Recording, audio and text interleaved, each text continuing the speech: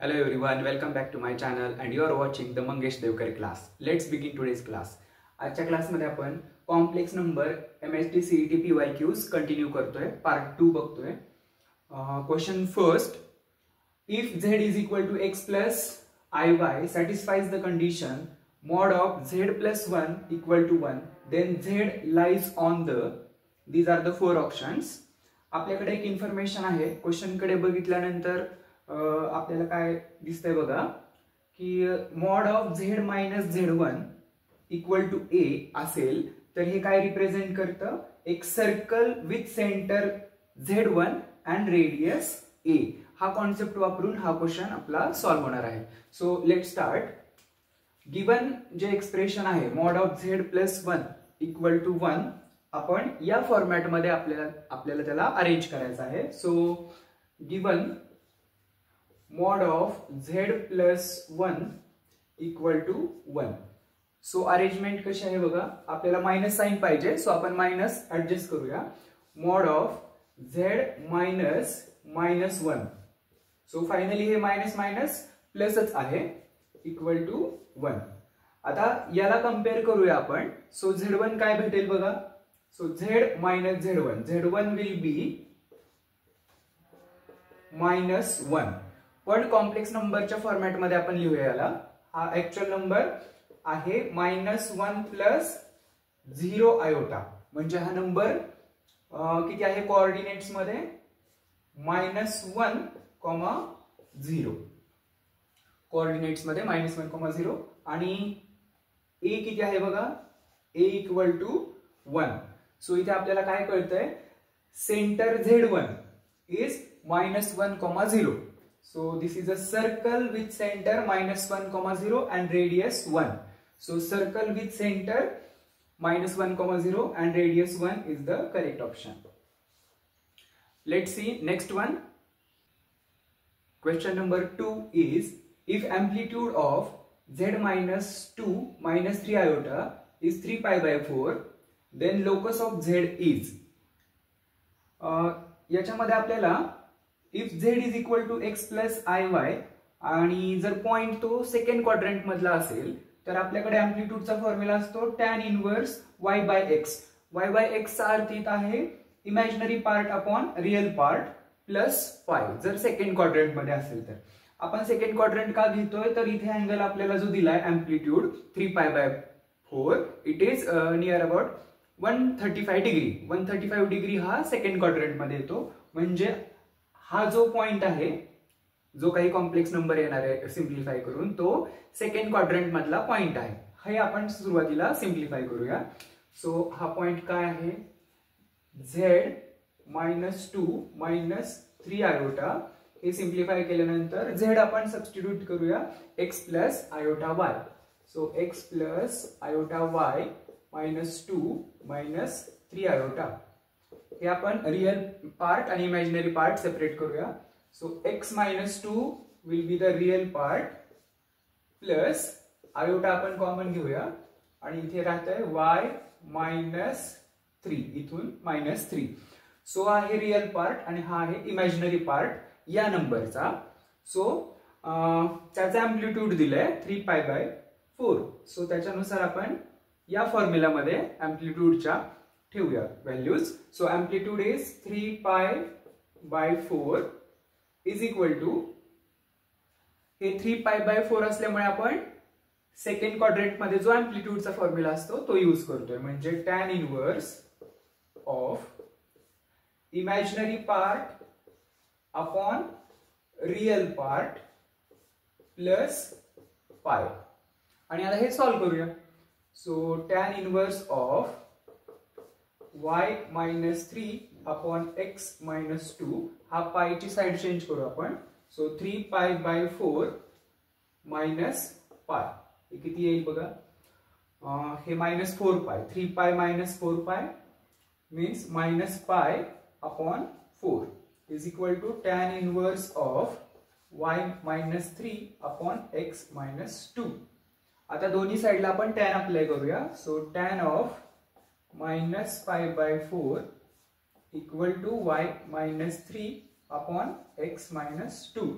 tan of minus theta is minus tan theta. So minus tan pi by 4 is equal to y minus 3 upon x minus 2. So this will be minus tan 45 is 1. So y minus 3 upon x minus 2. Side change करूया. Okay, इथे लिहूया आपण. Next part is -1 equal to y minus 3 upon x minus 2. Side change केल्यानंतर -1 into x minus 2 is equal to y minus 3. So -1 ने multiply केल्यानंतर -x plus 2 equal to y minus 3.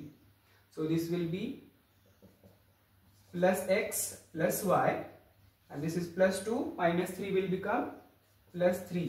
So this will be x plus y equal to 5. That is x plus y equal to 5. So option x plus y equal to 5, option B is the correct. Let's see next one. Question number 3 is the square roots of the complex number -5 minus 12 iota are. To find square root, आपल्याकडे एक formula आहे. Square root of a complex number a plus iota b is plus minus inside the bracket square root of mod z plus a upon 2 plus minus iota times square root of mod z minus a upon 2. आता हे plus minus आपल्याला ठरवायचं आहे plus घ्यायचं आहे का minus घ्यायचं आहे. हे कशावरून ठरवायचं तर आयोटा बरोबर प्लस साइन आहे का मायनस साइन आहे त्याच्यावरून ठरवायचं. इथे आहे मायनस साइन, सो आपण हा फॉर्म्युला इथे मायनस साइन घेऊन सॉल्व करणार आहोत आणि आपल्याला आन्सर मिळेल. फेअर mod Z is modulus of Z which is square root of A square plus B square, म्हणजे रिअल पार्टचा स्क्वेअर प्लस इमॅजिनरी पार्टचा square. So let us start. Square root of -5 minus 12 iota is equal to plus minus square root of mod z. We have to find mod z. Let us find mod z here. Mod z equal to square root of इथे a आहे -5, so -5 चा square plus b आहे -12 चा square. So this will be 25 plus 144 which is 169. Square root of 169 is 13. So mod z आहे 13. So mod z 13 plus a आहे -5. इथे आपण लिहूया a is -5 and b is -12. Okay, so plus a is -5. So mod z plus a upon 2,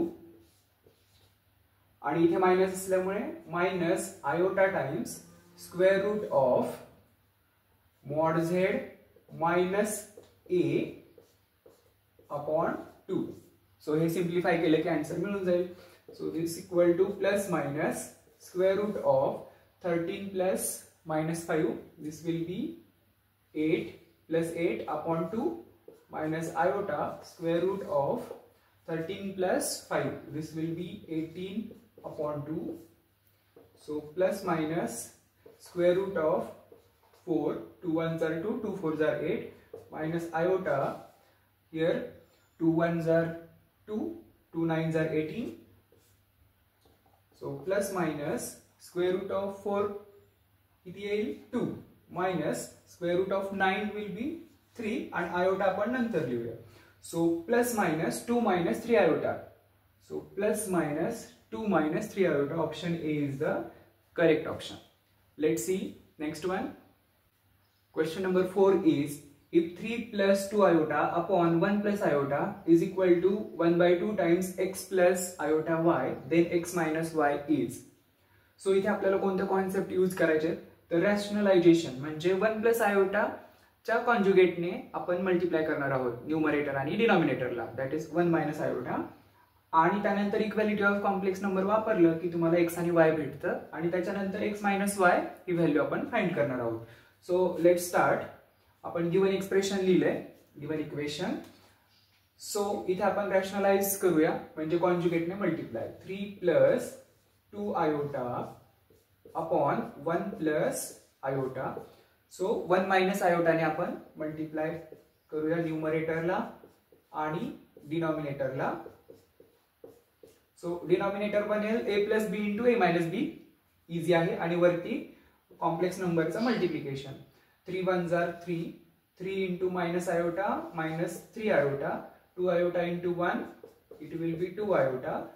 आणि plus into minus minus, पण iota square होणार आहे तो एक मायनस. सो प्लस आणि 2 अपॉन ए स्क्वेअर मायनस बी स्क्वेअर हा फॉर्म्युला इथे वापरणार आहोत. सो ए स्क्वेअर म्हणजे 1 चा स्क्वेअर मायनस बी चा स्क्वेअर म्हणजे आयोटाचा square minus 1. Okay. So next step will be 3 plus 2 5 minus 3 iota plus 2 iota will be minus iota upon minus minus plus. So upon 2.